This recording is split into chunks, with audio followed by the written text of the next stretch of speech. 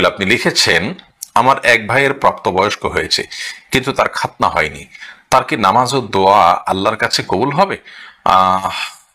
খাতনা হয়নি, প্রাপ্তবয়স্ক হওয়ার পরও খাতনা করার বিষয়ে হাদিস রয়েছে।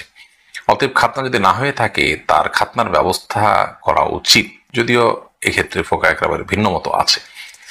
আর খাতনা হয়নি এর মানে তার সালাদ দোয়া কিছু কবুল হবে না, ব্যাপারটা সেরকম না। তবে একটা গুরুত্বপূর্ণ সুন্নাহ, সুনানুল ফিতরা, প্রকৃতিগত সুন্নাহ তিনি তরক করছেন, সেজন্য এটি তার উচিত নয়। এহতেশামুল হক এডি থেকে আপনি লিখেছেন, মসজিদের জমাকৃত টাকা খরচ করে আবার জমা দিয়ে দিলে কি গুনাহ হবে? জমাকৃত টাকা খরচ করা জায়েজ হবে না, এটা আমানতের খেয়ানত হবে।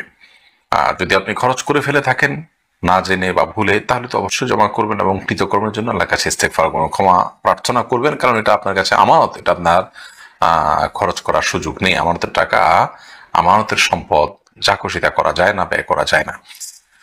এটা আপনাকে লোন দেয়নি যে আপনি খরচ করে আবার দিবেন, আপনি সেখান থেকে লোন নিতে পারেন না। রূপনা রহমান আপনি লিখেছেন, স্বামীরা ইচ্ছা করেই কি স্ত্রীদেরকে কোনো কারণ ছাড়া তালাক দিতে পারে? ইসলাম কি পুরুষদের জন্য তালাকের মতো এমন একটি স্পর্শকাতর বিষয়কে এত সহজ করে দিয়েছে? না, অন্যায়ভাবে আপনার কোন স্ত্রীকে তালাক দিলে সেটা তো জুলুমের পর্যায়ে পড়বে। কোনো যৌক্তিক কারণ ছাড়া তিনি চাইলেই তালাক দিবেন কিনা? হাদিসে আসছে, আল আবগাদুল মুবাহ ইলাল্লাহ তালাক, আল্লাহর কাছে সবচেয়ে অবৈধ, সবচেয়ে অপ্রিয় বৈধ কাজ হলো তালাক, যেটা আল্লাহ পছন্দ করেন না, কিন্তু নিরুপায় হয়ে মানুষ যখন দেয় সেটা দিতে পারে। জাস্ট এটুকু। এই জন্য নবী করিম সাল্লাল্লাহু আলাইহি ওয়াসাল্লাম তার কোন স্ত্রীকে তালাক দেননি। তাদের সাথে অনেক বিষয়ে অসুবিধা তৈরি হয়েছে, তিনি সেগুলো মীমাংসা করেছেন, কিন্তু তালাকে যাননি।